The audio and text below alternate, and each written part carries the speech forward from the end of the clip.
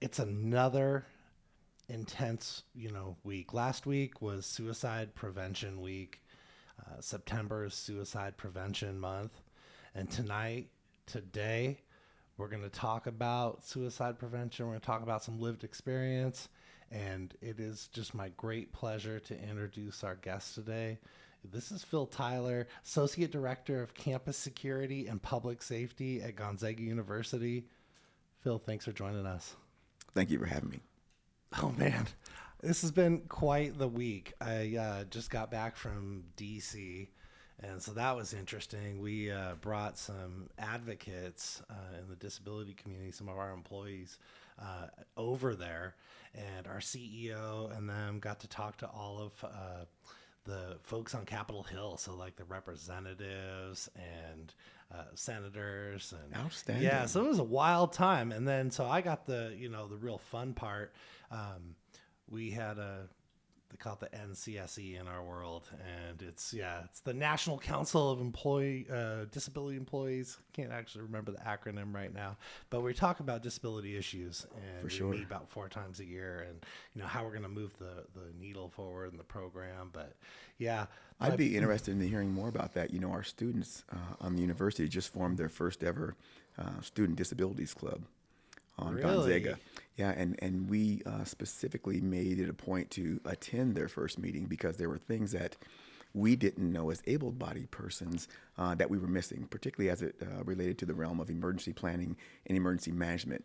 We were Makes always sense, thinking yeah. about people could flee from spaces or, run or hide. But those that couldn't, we really hadn't deeply thought about that in our emergency planning. And secondly, the ignorance of able-bodied persons. Ignorance is not a pejorative, but you just don't know what you don't know. No doubt. The majority of our disabled students didn't have a physical disability that we could see. Right. And The so some of unseen. those things, even our uniforms and our presence, caused them to have an adverse reaction. And so we needed to know that disabilities just didn't mean what we could see with our eyes. That's incredible. Yeah, it was really powerful. So this just formed? Yes, just last year. Oh, yeah, we got to get connected, Skillskin, to that because, we can absolutely be an ally in that Absolutely. world and Yeah. just learn more. But I had a lot of fun, and it was good time, and, we got back about, I don't know, I got to bed around 1:30 this morning, and it was like, here we go. It was 20 hours awake, and I'm like, everything was so worth it. Just had an awesome time. And now I'm super excited to be here and to, meet you in person. Like, I've seen you around. Like, you're involved in lots of different things in Spokane, but I never Indeed. got to meet you, so I'm just so happy you're here today. Yeah, great to meet you. And we met Yeah. early in the parking lot. So I know. Thank you for the app instructions Yep, as well. for sure. That's what we do. First class service around here. Yes, sir. Yep. Well, so tell us a little bit about yourself, Phil. Yeah, we want to know more. Wow. So, Phil Tyler, let's see. I come from a military background. Our family collectively have over 180 years of military service. Oh, wow. Going back in our history. I was the All Air the Force. branches. Yeah, Air Force, Army, Navy. I don't think we have any Coast Guard personnel in our family. No offense to my Coast Guard brothers and sisters. But we have reserve, we have active duty. My brother-in-law and my sister just retired from the Army as majors. They were in the emergency medical field. My youngest nephew is first lieutenant in the Army now. Myself, I was in the Air Force. I spent 8 years in the United States Air Force as a law enforcement specialist. Were and you ever on any of our bases? I We're at was. Maelstrom. I was We're in Cheyenne at F.E. Warren. Okay. And here at Fairchild. Yeah, I was stationed at Fairchild, my last duty station. Nice. Absolutely. And as a dependent, military brat, if you will, I was stationed at Maelstrom. I don't know I'd want to go back there. It was pretty cold and windy, as I recall, as a young person. It's still cold. It's still windy. Yeah. Yeah. So I spent 8 years in the United States Air Force, as I said, as a law enforcement specialist. I did various tasks within there. And a law enforcement specialist just means a military police officer on a military installation. And so I did accident investigation, criminal investigations, interview interrogation, crime prevention. That's where I first learned my skill set in crime prevention. I was a member of what they called the Emergency Services Team, which is the equivalent of a civilian SWAT team. Okay. When I was in their service as well. So did tours of duty over in the Republic of South Korea, I was over at Vandenberg Air Force Base guarding the space shuttle back in the 80s when they had a. So you seen a space shuttle up I did. close and personal? I've touched it, even though you weren't What? supposed to. Good for you. I love that. But I'm more than 10 years past that time, so I can say You're this. good. Yes. And then stationed at Fairchild here, Fairchild Air Force Base. Nice. So that's how you got to Spokane? Yeah, that's then? how I got to Spokane. And from there, I joined the Spokane County Sheriff's Office. I was a corrections officer at the time when they were combined. They are no longer combined. They're separated now, separate entities. But I went from an officer to a sergeant to a lieutenant within that. Spent 16 years there. And then from there, I went to Gonzaga, where I'm currently at the Campus Security and Public Safety. That's awesome. Well, yeah. So Spokane's home now. It You is. ain't going anywhere. Indeed. I No, love it. That's good. Well, I noticed on your shirt you're wearing, the suicide prevention pin. What's that mean to you? Yeah, and it's important that you ask that, because I wear it because I want to attract attention and conversations. As tough as it is, because I wear it because I'm a loss survivor, and what that means to the audience that aren't familiar with the term is that I lost someone close to me to suicide. My son, his name was Devin, Man. and we lost him November of 2017. And so this week, is always tough for me because I have these kind of conversations, and it's emotional, but it's important to have these conversations. We lost recently a deputy in our local area, and we still don't talk about it. Right. And when we put I know in my this- family, we sure don't have those conversations. yeah, That's like you stuff that stuff deep. yeah, and I grew up in that environment, in the faith that I grew up in. We didn't talk about those things, right? Or if we talked about them, it was essentially a sin. And it really pushes those folks that really need the most help back into the shadows. And so I wear the pin as a talking point. In fact, my director at Gonzaga Campus Security and Public Safety, her name is Becky Wilkie, a wonderful human being. We've been wearing this our entire time. And we really bring out more of these. As a matter of fact, I brought some for the studio All for right. your team as well. To wear and have conversation pieces, but we wear them around our campus and wherever we travel to have conversations like this. And the last conversation we had was in the airport at Atlanta with an individual who was sitting beside us while we were having lunch, and he came over and he talked about and shared a story about losing someone to suicide and how he struggled with it himself as a person with lived experience, and it was emotional. Wow. I mean, we were almost in tears and gave big hugs, but it's those kind of things that create awareness. That we It's need an to have in our invitation to community. have that conversation. Yes. Well, for our listeners, maybe you help us understand why that's so healing. Because I don't know, I have a feeling that a lot of us just kind of avoid that. Yeah. That is a big thing. Here's what I'd say to that: it's a public health crisis in the world, not simply in the United States. In 2021, the last data that we have, 48,000 individuals lost their lives to suicide. That's those. That's a big number. Right, but the number is exponentially larger as those that have attempted or who had suicidal ideation. Statistically, by the time we finished our time together here, some 40 minutes or 50 minutes, 5 people would have lost their lives in America to suicide. It's about 1 every 11 minutes. And when you say those numbers, and when you hear those numbers, it's very devastating.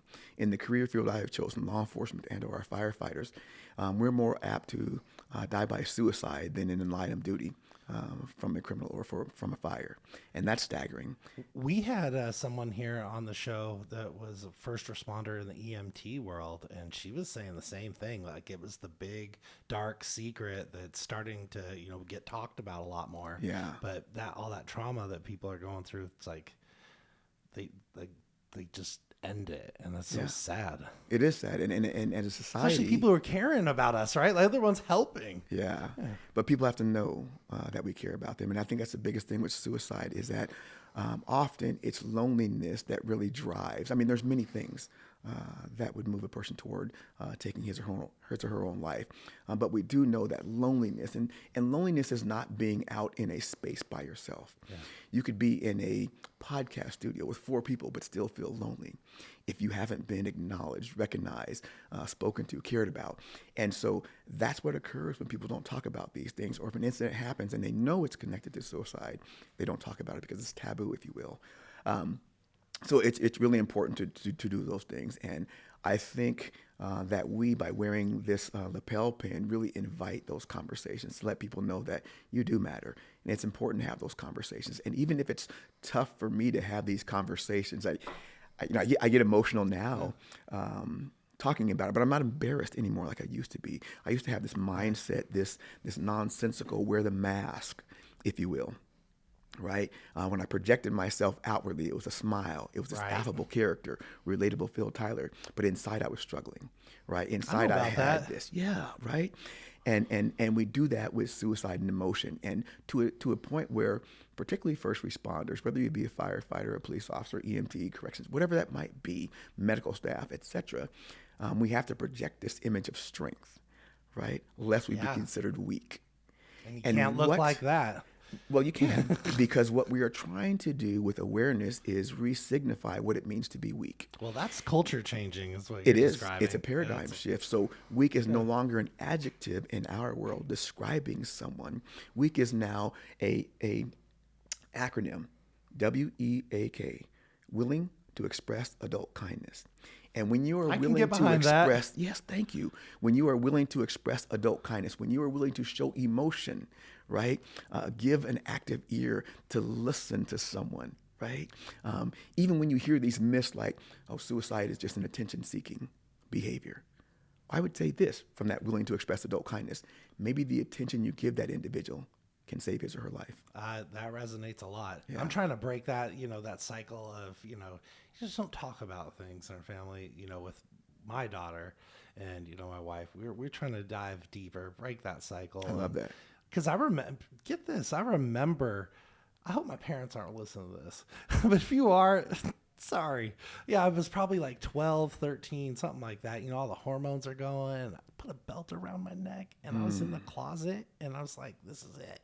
Man. And I'm so glad you're here I today. didn't do it. Thank you. I just stopped. But I mean, that was that ideation you were talking about. Yes, And that's just all the hormones and stuff and all the crappy stuff that happens to, Yeah. a middle schooler in school. Layer that But- with social media now. Exactly. And the ability for someone to really reach out and impact you from a distance with no control or restraint. I hear some of those stories, from my daughter's friends right now, and it blows my mind. So we decided to do something a little different. Like, we're like, hey, let's talk about it. Like, these are hard times in your life, but it gets better. Yeah. Yeah. And indeed. you get older. Indeed. Yeah. Resilience is Yeah. what we're speaking of in that matter. Yes, resilience. But, you asked the question of Phil Tyler. So I lost my son in 2017. That really drove me to have that paradigm shift, right? To really get involved in this suicide prevention and awareness world.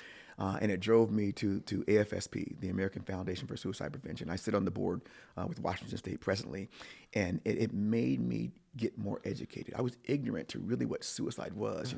I thought it was a weakness at first. I thought, Character flaw. black folk didn't commit suicide. That was a white folk thing. That was the ignorance Yeah. I had, right? Because that's how I was raised. But I had to come to realize and get educated that it affects everyone. It's a human Right, thing. it affects everyone. Now, different cultures have different impact by it, and And like you part said, of religions too. yeah, absolutely. And one of the things that AFSP and a group called Soul Shop has done is try to break that gatekeeper status of our houses of faith, right? Because sometimes, whether you're Catholic, whether you're Muslim, whether you are Jewish, whether you are Christian, sometimes it's looked at as a bad thing. Oh, yeah. Right? You won't make it to heaven if you take your own life.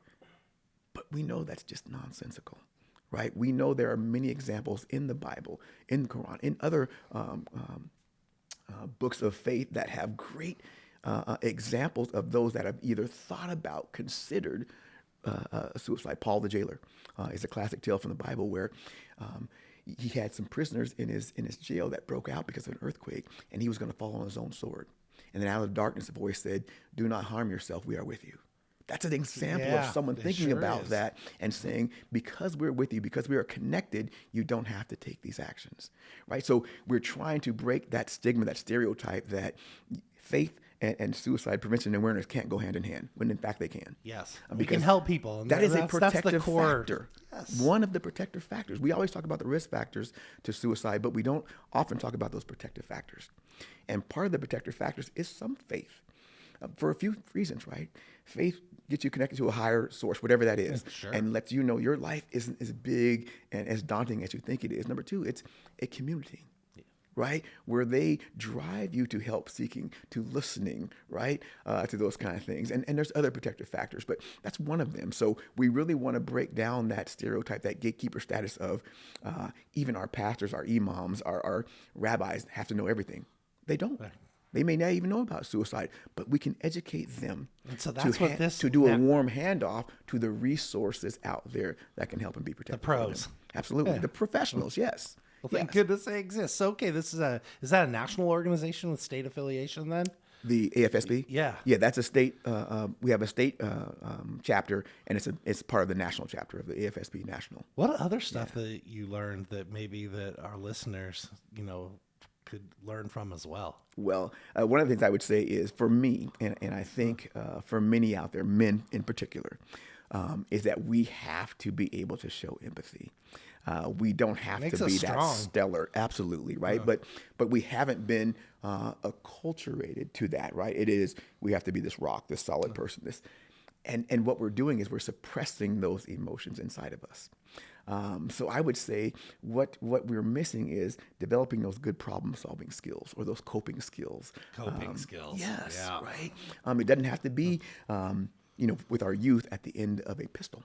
It doesn't have to be for our older adults at the end of a bottle or a bottle of pills or whatever it might be. Have some better coping skills, and we need to teach that. We've gone away from those things. I didn't learn them when I was young. Right. Yeah. And the more disconnected, and I say disconnected, meaning we're not doing this face to face.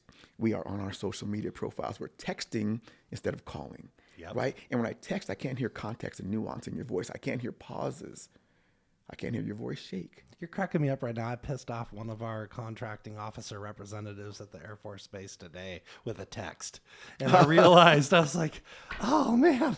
So I just called. I was like, hey, we need to have this conversation with some context. I get Yeah. that. And there's a Like, purpose yeah. for technology. We Totally. understand that. But it's not a replacement Absolutely. for...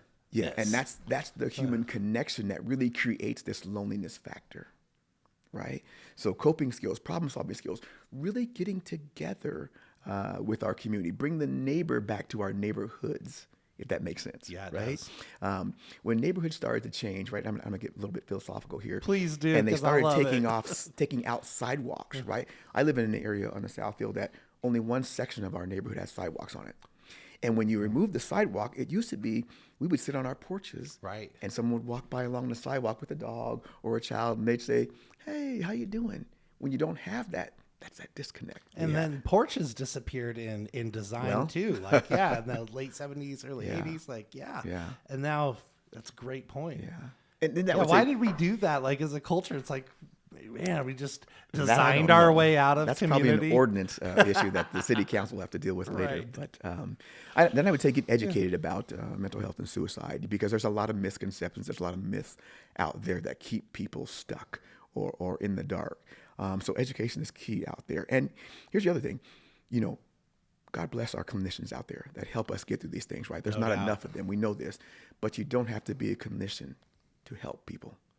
Just You can connect, simply be right? connected. You can simply be empathetic. I carry with me every day a QPR card. What's that mean? QPR is question, persuade, and refer, right? And it's a training that you can get for free from various entities out there. One of them is Fail Safe for Life. Sabrina Botava and her team do a wonderful job at providing this training. And if we see CPR as the ability to restore someone's heartbeat in an emergency medical situation, QPR restores hope for that person who might be in a hopeless state with suicide, Wow. right? Yeah, how do I don't know about this? Like, yeah, there's a lot of listeners, they're running organizations, running nonprofits in our world. This seems like a good training for teams. Absolutely. Yeah. Or We're always looking for content. for your Right. employers, right? I encourage employers out there to bring in organizations like FailSafe, to bring in mental health first aid to your staff. We did mental health first Amen. aid. It was transformative. Yeah. It was on the first week of employment at Skillskin. And I'm like, where did I come to work? Because I just, that kind of language, that kind of conversation had not been in my world ever. Yeah. And come to find out that was kind of like a one-off thing at our world, and that wasn't as pervasive as it could be. So yeah, let's get involved. But we're talking about it now. Yes, we right? are. And that's what the Good Gab podcast is doing. Yeah. If people hadn't heard about these things, we can express these things. This is what the Suicide Awareness Prevention Month is doing. And this week, obviously, is Suicide Prevention Awareness Week. We can do those kind of things. And one of the things I like to do, and I'll share this with you over the thing, is I like to, excuse me from going off the mic there, I like to use this week to do little acts of kindness, right? And you see on the back of this card, it says humankind. Yeah. And the affirmation is be both. Right, human and kind, and so if you can do Sign me little up. things, well, there you go. You have a card, Yeah. and when you leave from our time together today, maybe you'll go out to what I like to do is go out to a local coffee shop, and I will purchase $50 in coffee, and leave this card behind and say, for the next people that can inspire this $50, just tell them they're getting it because we want to do an act of kindness because of this awareness month. And I'll tell you, it changes conversations. I've done it from Spokane to San Antonio to Austin to D.C. When I was there at different times during the month of September over the years past. And it has sparked wonderful conversations. Some have been really highly emotional, I right? can Like, I have imagine. lost someone to suicide, Phil, and this is the first time someone's ever really talked about it with me. So simple things like that we can do to bring awareness to it. So if I go to this website, Fail Safe for Life, what am I going to see there? Yeah, you're going to see trainings and resources and abilities to connect with your community out there, and opportunities to participate in campaigns such as this that really help bring awareness to it. But if you want to get involved in their QPR training or their higher level gatekeeper training, which is a higher level than QPR, you can do that there too. That's been transformative for you, huh? Absolutely. It Yeah. is. I can see the excitement. In you. It's like, yeah, it makes me excited. I'm like, I want to be part of this. The unique thing about a loss, a traumatic loss like this, is a couple things can occur, right? PTSD, from what sure. we understand that, or what we call post-traumatic growth. And I think for me, there was post-traumatic growth, right? I had to lose a son at 22 to understand that being strong wasn't what he needed, right? I tell people this story all the time. When I lost my son at 22, I could bench press 400 pounds. I could deadlift 500 pounds. I could squat over 500 pounds. But I wasn't strong enough to save a life because physical strength has nothing to do with it. Mental strength, the ability to express kindness, the Connect ability the to heart. connect with the heart is what was really needed. Well, you're developing that now, aren't you? Yes, sir. Yeah, I can Yeah. feel that. Yeah. Took That- 50 years, Yeah. but I'm developing it. Well, good. You found it before you exit this earth, and Yes, sir. that's a kindness. And now you're spreading this to many people. That's a ripple effect. That is how we change the world. That is the hope. I know it. That is the hope. I believe in you in that way for sure, because that's the world that I believe in. Indeed. Wow. I saw a flag of that pin when I was over in DC this week. I didn't know what it meant. So it's like now this is all coming together. Yeah.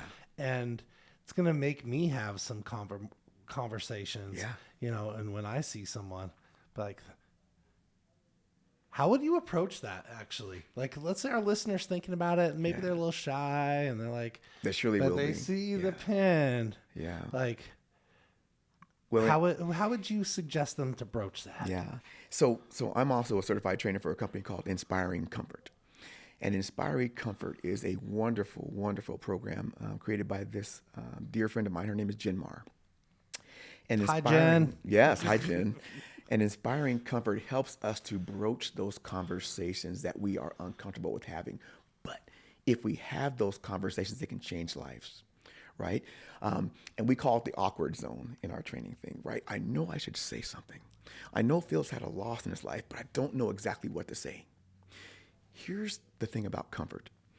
Comfort is not a descriptor, it's an action.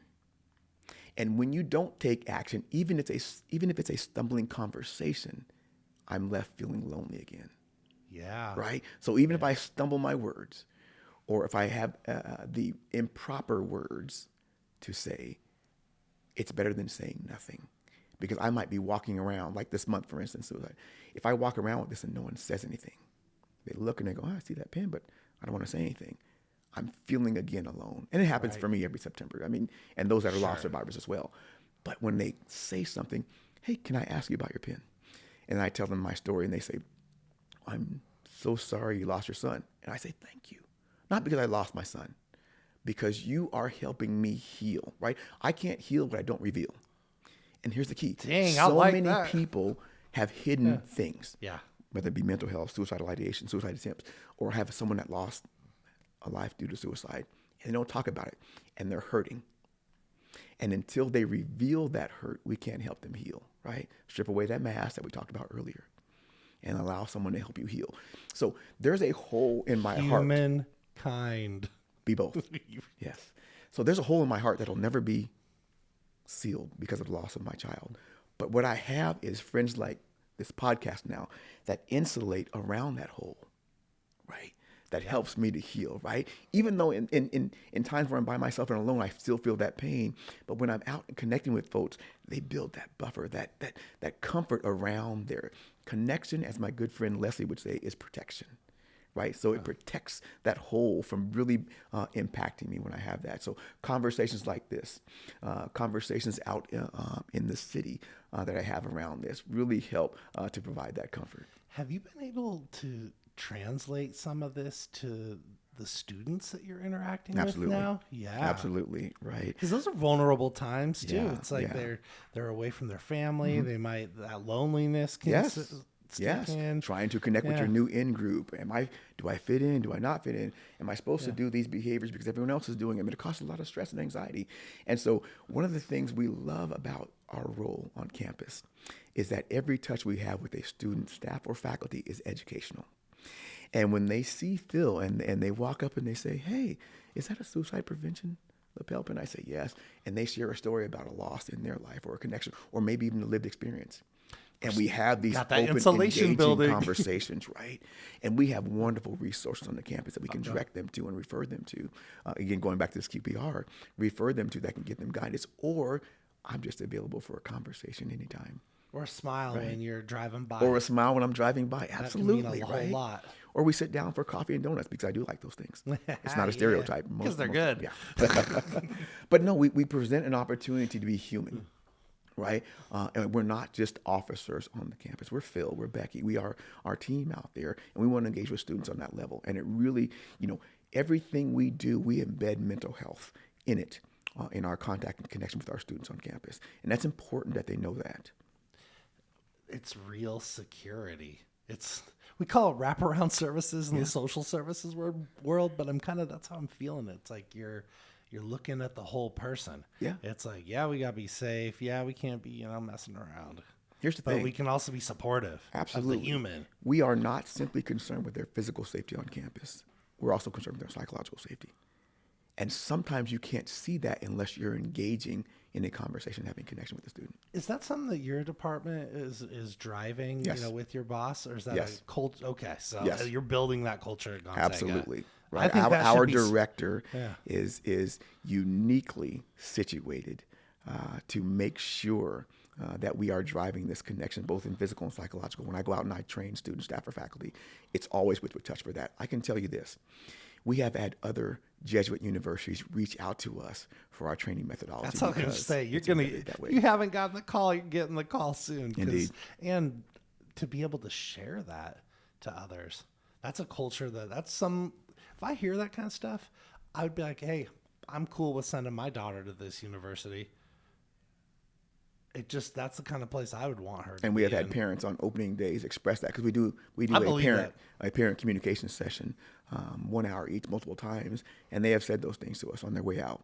You have just solidified my decision in this because I know you're going to take care of my son or daughter, physically and in their psychological space as well. So you're having fun in this aspect, huh? I think so. I think Yeah. the old adage is if you find a job that you're doing that you love, you never work a day in your life. Well, you're still working. Yeah, no doubt. But when you have leadership, when you have a broader university that's really attuned to the needs of those that are on their space, it's nice to come to. Becky, thank you. If you're watching this ever, yeah, It's amazing. Well, so anything else that you can share with us, right now that's on your mind, that you think the listeners really need to hear? Yeah, I would say make sure they sign up and attend the upcoming Out of Darkness Walk, which is October 15th at Riverfront Park. Okay, Begins what's at that called 10 a.m. again? The Out of Darkness Walk. So it's Okay. a walk sponsored annually by the American Foundation for Suicide Prevention, and it's where we get together. We raise funds ultimately. That's the goal, but the goal is also connection. Because when you arrive there and you're with hundreds of other persons that may have a connection to a loss, lived experience, attempt, etc., you feel like now you're in community. You feel like what you have been dealing with, maybe by yourself, you no longer have to do that. I have met and made wonderful relationships and friends, and it's a place for educational resources. Failsafe will be there. Other community spaces from our teams from our community will be there. You can engage, get education, and be wrapped around in community that you don't have to be alone. It's a great walk. It's only a mile. It's not strenuous, but you're engaging with others that are in the same space. It's a wonderful, wonderful event. Is that downtown? Downtown Riverfront Park, October 15th. Out Starts of at 10 a.m. Darkness. Out of Darkness Walk, yes. And they happen across the nation. Well, everyone, you heard that. You want to support, maybe you have some experience, you're thinking about this. Join Phil, join the community. Go check out of Darkness Walk on October 15th. Phil, it's so nice to have you here. We really appreciate your time, and thank you. Yeah, thank you for having me. Thank you for spreading awareness in an important time for us.